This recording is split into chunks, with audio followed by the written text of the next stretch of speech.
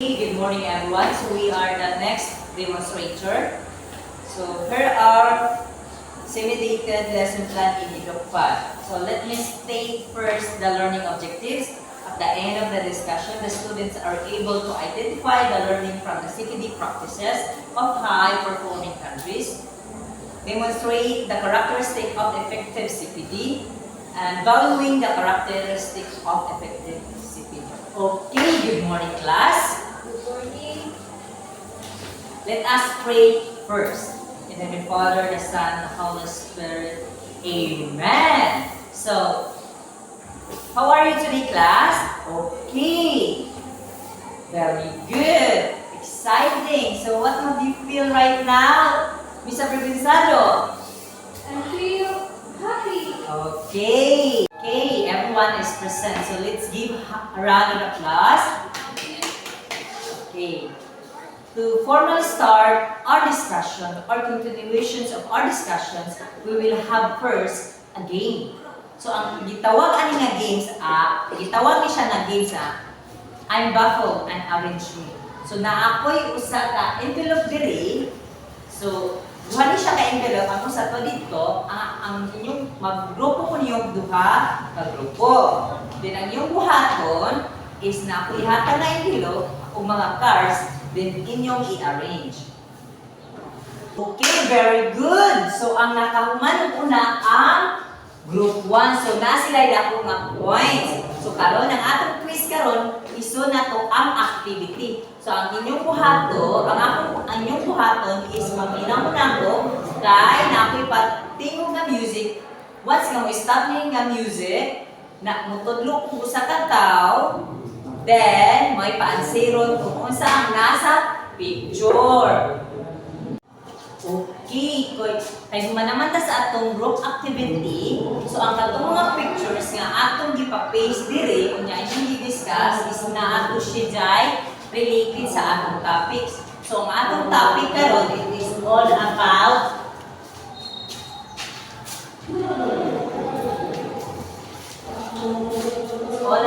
CPD learning from the CPD practices of high-performing countries. So before to proceed this discussions, ako sa i-describe or i-discuss ang PLCS. So sa aming PLCS class. So ang PLCS mo ni ang i-create para may na live performance of professional teachers in communities. Mani ang PLCS. So, ang PLCS kuno i-create sa CPD nga which to powerful collaboration to work together with the teachers and to analyze and to improve their classroom practices or learning practices in a systematic process. So, dako jud ang ugtabang ang PLCS sa mga teachers. So, alin ta sa learning from the CPD practices of high-performing countries. So, unsa sa inyong namatikdan sa atong gibuhat na activity and group activities, na dito ang flag sa Singapore. Ngano ba naapil man ang flag sa Singapore sa CPD? Kaang si Singapore is nagpakita siya dito og high-performing countries. Si Singapore po, ang nag-perform of high performance practice of CPD or PLCS. Class. So, si Singapore is the first adopted of PLCS framework nationwide, and it is institutionalized in PLCS. Okay, so according to the CPD in Singapore, ang Singapore po mao'y pinakataas nga sweldo in Asian country. So in Singapore, there is a learning organization happen. Tingnan naman, it is mandated by Ministry of Education. It is mandated from Ministry of Education class. So, in learning organization, mo ni ang gipakadak-an sa CPD in Singapore. Singapore. Usa day naadri ang learning organization. From the word organization is na ay pagka-organize, pagkahiusa. So sa learning organization sa Singapore is gipasabot rin is to support the practices of learning, not only the culture, not only the traditions, and also building community practices or in a good way.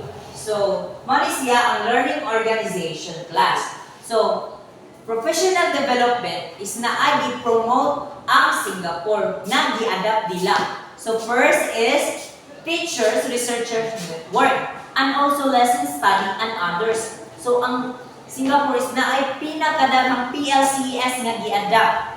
So, when we say PLCS class, it is all about the professional learning practices community. So, I hope you understand our lesson. It is all about the CPD in Singapore. And also, nasa nagibog nga na learning organization, it's mandated by Ministry of Education, mga katastasan na to support the culture, not also the culture, the tradition, but also the community. So, I hope you understand our topic. The next demonstrator of our continuation of our topic is Miss Sarah. So let's move on to our next topic. It's all about research activists. So who are these research activists? Those are the people with higher formal training. So mananggaling sila, research activists serves as the mentors to the teachers who conduct and action research. So muna mutawag sa teacher at makakandag sa teacher of action research for implementing some strategies that will sila to teach sa learners. So there are 5 steps in conducting action research. And according sa research activists, we have first the identification and the definition of the problem. So the teacher first mao ginatong buhaton may identify nato ang problem and then ato i-define why ngano nga problem ni man. After defining or identifying the problem, ay na sa teacher step 2 planning for improvement. So si teacher mag-plan of some improvement, ug sa mga strategies, mga techniques, mga ways nga iyang i-implement for the improvement. Muling nga nang kitabo sa step 3 nga implementation, the teaching and learning activities. So sa teacher, sa step 2, pag-planning ni teacher sa improvement, pag-plan ni teacher sa improvement, ang mga strategies, techniques, mga ways nga ilang na-plan, ilang i-implement sa teaching and learning activities. So after implementing those strategies, techniques, and ways, alin na sa step 4, observation for outcomes. Observation of outcomes. So after implementing those kinds of strategies, mga techniques, and ways, so i-observe mo ni teacher kung ang iyang i-implement, yung mga strategies is ni usapan ni gana ba or sigo ba para sa mga learners niya or kanang sigo pa sa mga learners niya na abay maayo nga outcomes. So after mo to ang step 4 ang observation of outcomes. So step 5 mo na reflection on results. So after sa observation imo i-reflect itong mga gipabuhat mo nga learning activities like na may metabo diri nga assessment, imong makita ato sa assessment ang result ato imong makita kung ang imong gibuhat nga implementation is ni okay ba sigo ba kaayo sa mga learners nimo, okay ba sila? Okay, our next topic is all about the 4 critical phases by TAN 2014. So the first phase is the study phase. So teachers analyze the curriculum to be taught and formulate long-term teaching and learning goals. So ang teachers mo analyze siya sa curriculum nga itudlo sa bata. Muna siya think of this as teachers looking at the big pictures, what students need to learn, longer period of time, like semester or yearly. So, ang teacher ato is mag-analyze sa ituglo sa bata sa ingana nga semestera. For example, it is gusto mo kamao ang bata sa science sa ecosystem. So, ang teacher mag-analyze sa ituglo sa bata ang ingana nga curriculum and then formulate long-term teaching and learning goals. And then, they set broad goals for what they want their students to achieve. So, kung unsay gusto nga ma-achieve sa bata, mag-set ang maestra, ang teacher, sa iyang itudlo. Ano siya ang study phase. Ang maestra mag-analyze, mag-formulate sa itudlo sa bata nga curriculum. The second is planning phase. So, planning phase, teachers select lessons for research, predict students' thinking and difficulties. So, and plan the implementation of specific lessons for data collection. So, ang planning phase is, in the word planning, nagplano ang teacher how to taught or they select lessons for research to predict the thinking o kung sa'y nalisdan sa estudyante. So now, teachers jump in on specific lessons or topic or skills. They choose particular lessons to teach. So ang maestra mag-plan siya kung sa'y itudlo sa bata. Think about how students might approach the materials and where they might struggle, and plan how they will gather information about student learning during the lessons. So, ang planning phase is ang teacher is nagplano how she or he might taught the students or how he approach the materials needed, and then the students, the teacher plan o i-analyze niya na ma-cope ba sa estudyante ang iyang iplano o asa sila mag-listen para mag-gather sa teacher ang information o iyang magplano o matun-an. Wala siya ang planning phase.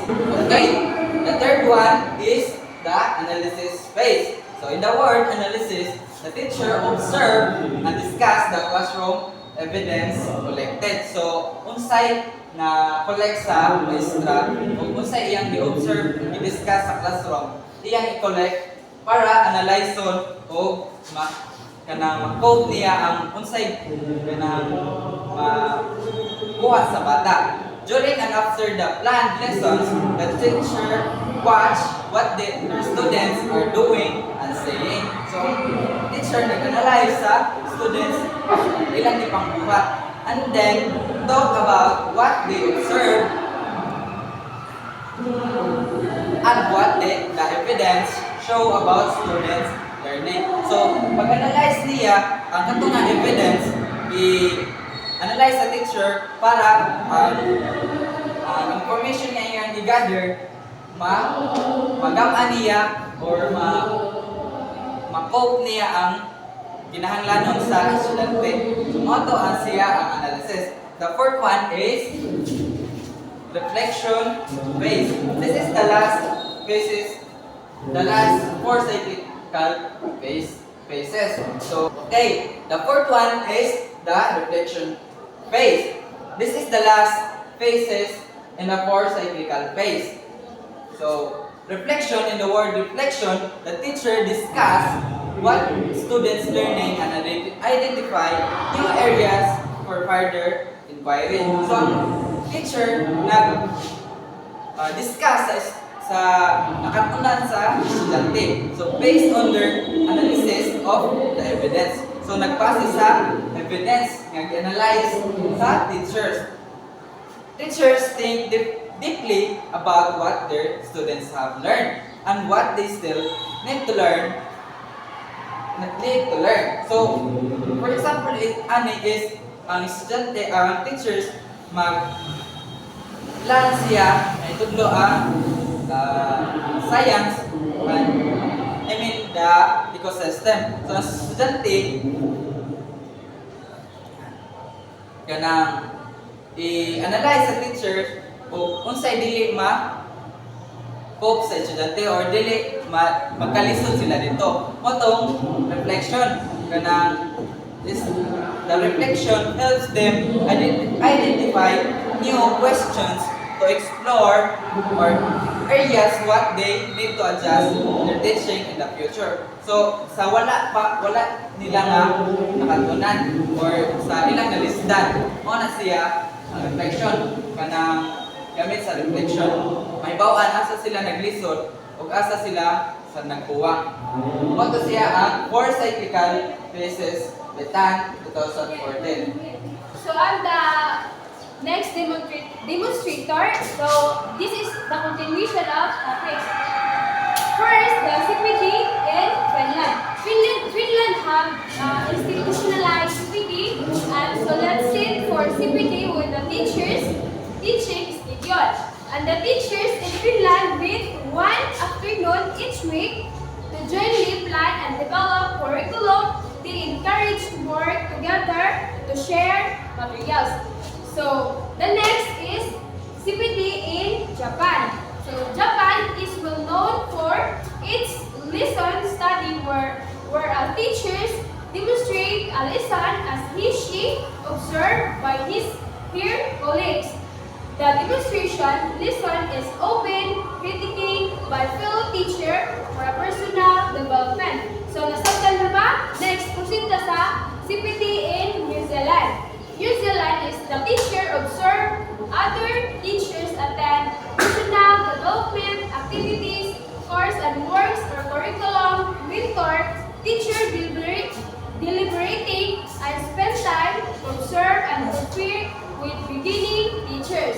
So,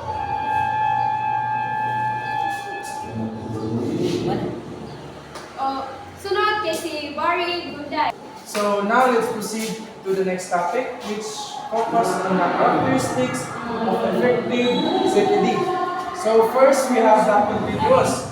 So continuous means a professional does not stop developing. So meaning, basin pa o graduate na ka, basin pa o professional na ka, ang learning nato is continuous until wala tayong kalimutan. So ang ikaduha is collaborative. So when we say collaborative, as Helen Keller said, alone we can do so little, but together we can do so much. So that does not mean nga professional na ka, imo na suluhan tanan. So sometimes need na to o kana ma-help sa awan. So mga nakikita ko collaborative. So next is focus on specific teacher's need. So a ZPD must be focused on teacher's need because to ensure that the professional development is relevant, effective, and impactful professional development. Next is job embedded. So when we say job embedded, this ensures that the skills and knowledge acquired through ZPD are directly applicable to the teacher's job. So next is the given enough time.